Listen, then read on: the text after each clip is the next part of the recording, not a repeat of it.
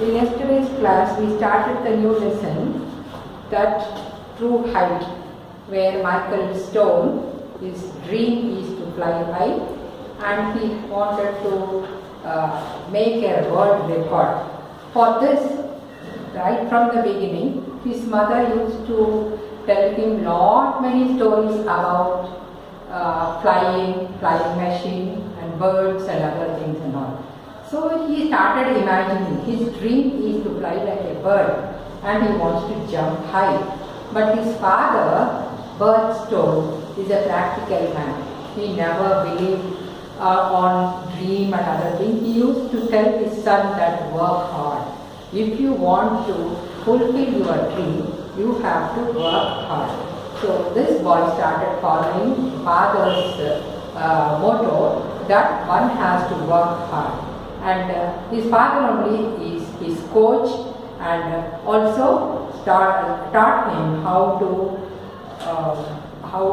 to jump this and how to start this pole vault. And to become a pole vaulter, one needs lots of strength of a bodybuilder, and also a sprinter's strength, that he has to run fast. These two things his father only used to teach him. And his motto, father's motto is Michael Stone's motto: dedication, determination and discipline. So if you want to do something, you need full determination, that you have to have. Yes, I can do this. And then discipline you have to follow. To do that, you have to get up early and do the exercise and do all these things. Determination and dedication to that, then only you can achieve something. Besides being an honest student, Michael Stone continued to help his parents with their farm chores.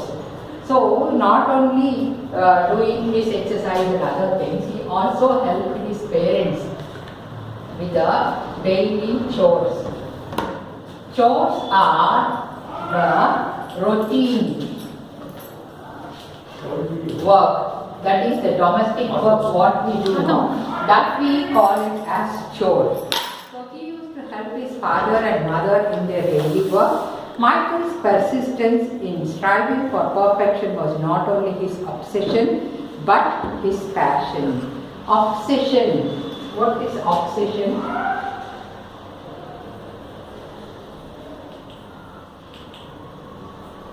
Having one thought deeply, very obsession. If you think about one thing, you just keep on thinking about that only. That is obsession, that you want to do this. So Michael Stone obsession is what he wanted to become a great pole vaulter. And also his passion. Milder Stone, Michael's mother. Michael's father is Birdstone. Michael's mother is Milder Stone. Michael's mother wished that he could relax a bit more and be that free dreaming little boy. On one occasion, she attempted to talk to him and his father about this, but his dad quickly interrupted, smiled and said, "You want something, work for it." So father is giving him very strict. Yesterday we used one word for strict, that is regimental. Regimental coaching, very strict coaching. So naturally mothers will be very soft to their children, no? Father will be very stern and serious. Practically they think the mother always thinks very softly and she always has that love and affection to the children. So she was not able to see that her husband giving him very stern and strict training. So she spoke to him that why don't you allow the boy to be really, or allow the boy to dream certain things. But he said, if you want something, work for it. The boy wanted to achieve something, he has to work. Just dreaming will not help. All of Michael's words today seem to be the reward for his hard work. Today, if he achieved means the secret behind his achievement is his hard work. If Michael Stone was surprised, thrilled, arrogant about really the bar of 17 feet, you couldn't tell. As soon as he landed on the inflated landing mat and with a crowd on its feet, Michael immediately began preparing for the next attempt at flight.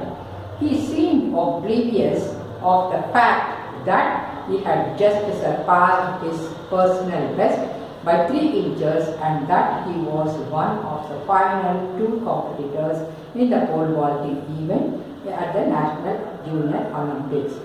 So in this paragraph, what we know is all of Michael's words today is his hard work. Whatever he is today, it is because of his hard work. As soon as he landed, he knows that he is set 17 inches, that is 3 inches more than his personal best, right? So he wanted to achieve that and prove that he could do something more. So once he landed the other side, inflated the flat area, jumping, what he will do? He will go for the next round. Usually one jumps from such a height, they want to take a rest for some time. But this boy was not like that. Immediately he will go for the next round. That is his spirit. And then he used to prepare. He seemed oblivious of the fact. Oblivious means clear. He is very oblivious of his fact, very clear that to achieve something he has to work hard. That he had just surpassed his personal best. Surpass means passing. He just crossed, surpass is crossed. He just crossed his personal best by 3 inches, but he has to do more to become a champion in the National Junior Olympics. Michael cleared the bar at 17 feet and 2 inches and 17 feet 4 inches. Again, he showed no emotion. First they set for him 17 inches, and next they set for 17 feet and 2 inches, and then 17 feet they kept on increasing to 2 inches. So 17 feet and 4 inches. Again, he showed no emotion.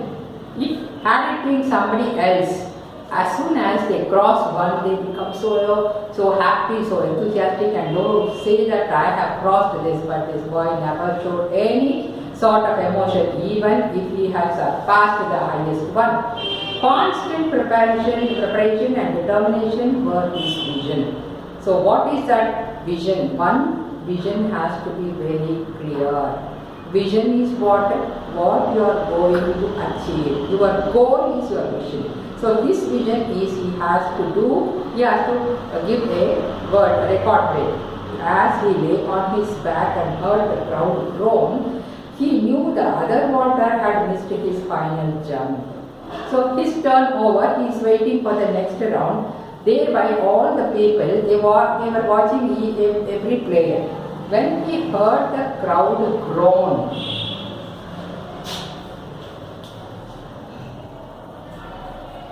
groan means uttering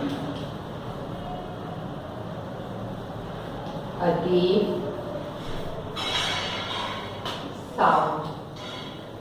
Out of pain to utter, no, oh, I am so hurt when you got hurt and all, no, Amanda, that is groaning. Oh, they started telling. Suppose you see in the one day cricket match or match, suppose our team, they drop the catch. How people will express their emotion?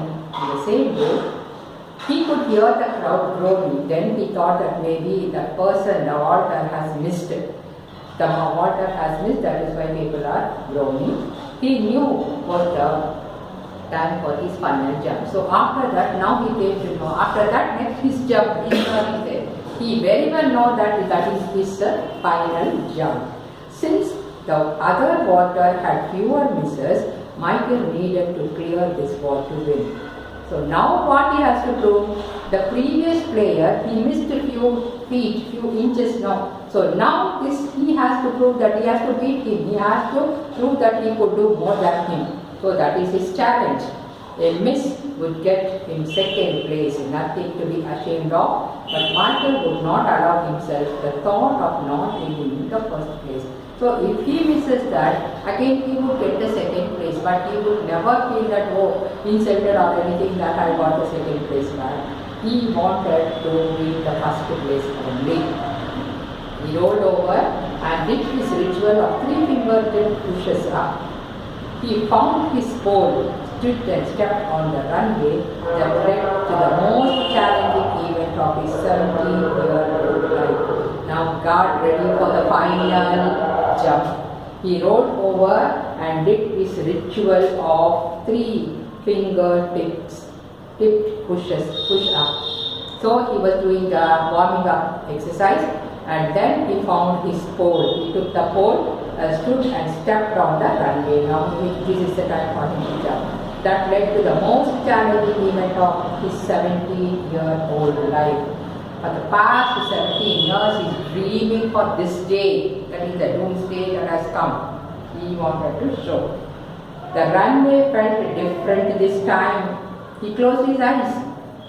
So the runway felt different. He closed his eyes and started dreaming. Like how when the mother tells him some stories, he used to close his eyes and only imagine what are the things the mother telling. So he started dreaming that. He started him for the brief moment.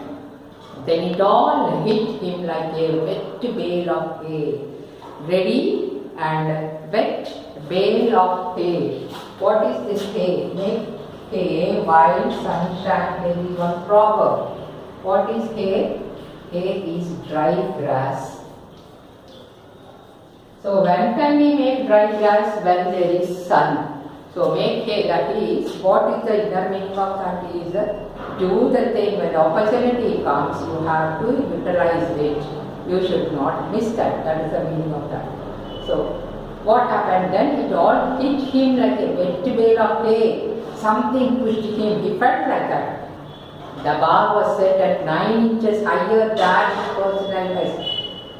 So 9 inches, earlier 17, then 17.2, 17.4, now 17.9. That is the personal best. That's only 1 inch of the national record, he thought. The intensity of the moment filled his mind with anxiety. So now when he came to know that this is what you have to cover, anxiety, whether he will do it or not, he is very much confident of doing it. He began shaking off the tension from his body. It wasn't working. He became more tense. Why is this happening to me now?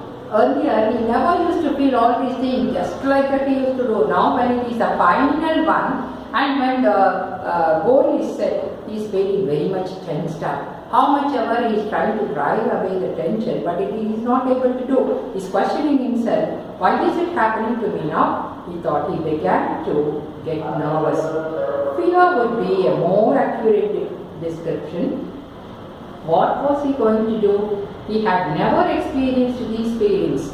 Then out of nowhere and from the deepest depth of his soul, he envisioned his mother.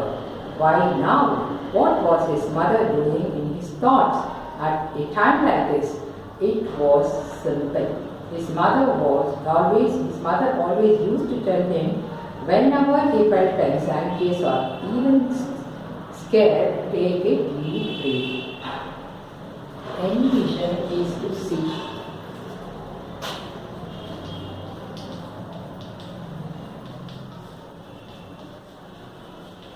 So when in this tension, what this boy did is, his mind became so blank and became very nervous. Suddenly, he started thinking about his mother, and then questioned himself, why at this moment I should think about my mother? He didn't understand. Then it occurred that whenever he is in tension, his mother used to say that whenever you are nervous, whenever you are in tension, what you have to do, you have to take a deep breath. When you take a deep breath, naturally your tension will come down. So he did. Along with shaking the tension from legs, he gently laid his pole at his feet. He began to stretch out his arm and upper body. Now what his mother said, he did the same thing, and now he is ready to jump. The light breeze that was once there was now gone. He could feel a trickle of cold sweat running down his back. He carefully picked up his pole. He felt his heart pounding. He was sure the crowd did too. The silence was deafening. When he heard the singing of some distant robins in flight, he knew it was his time to ride.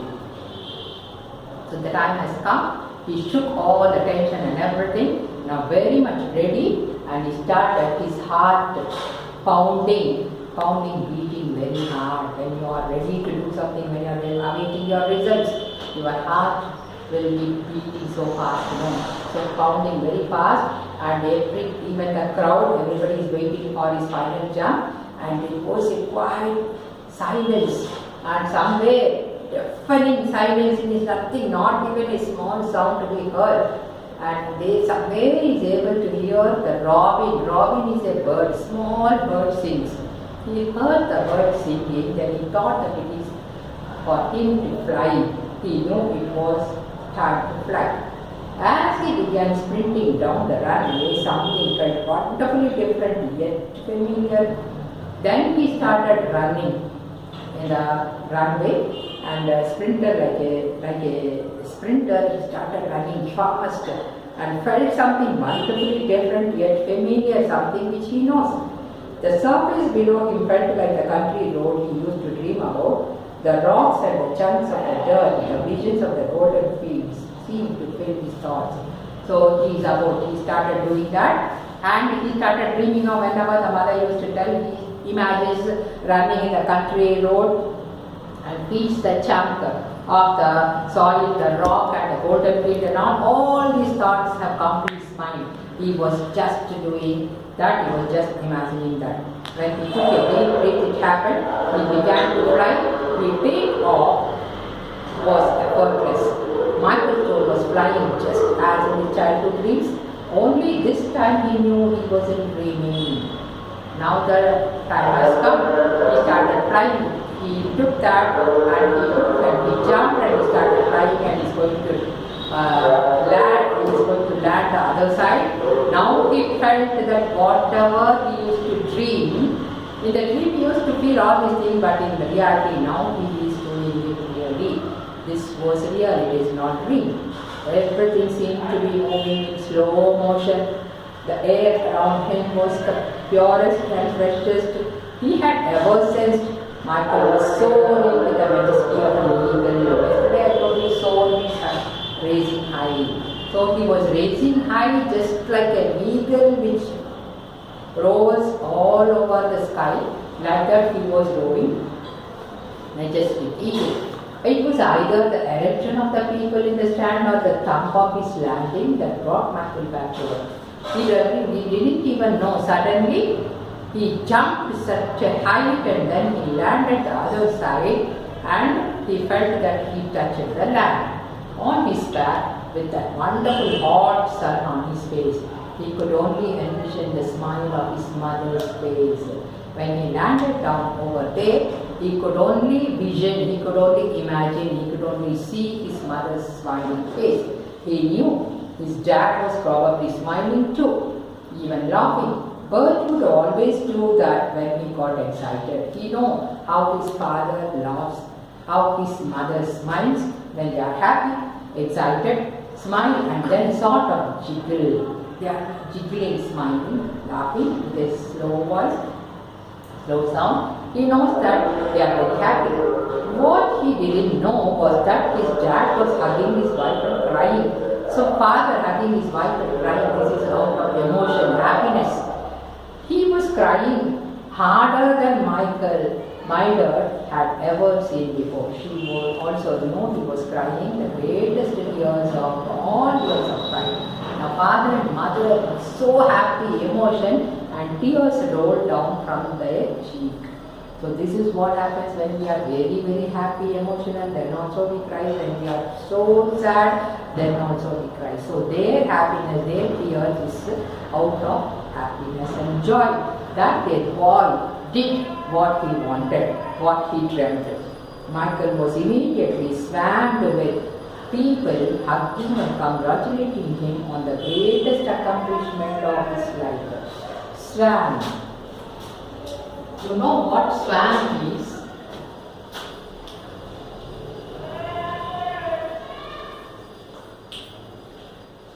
First let us know what is swan. Swan is bees. When the bees come in group, then we say it's a swan. swamped in his crowd. People crowded there with the people hugging and congratulating everybody, father and the mother, and accomplishment of his, and he later went on that day to clear 17 feet 16 and a half inches. That was the International Junior Olympic record. With all the media attention and heartfelt congratulations, Michael's life would never be the same. It wasn't just because he won the National Junior Olympics and set a new world record, and it wasn't because he had just increased the personal best by 9.5 inches. It was simply because Michael Stone was blind. So at last what you will come to know that this boy was able to do all these things, not just because of his hard work, all these things, mother's encouragement, father's coach and everything. Because he was blind, he was able to do that 19.5 inches extra, which is the world record. So tomorrow's class, we do the remaining part. Lesson ended, so all of you read the lesson completely once. Thank you.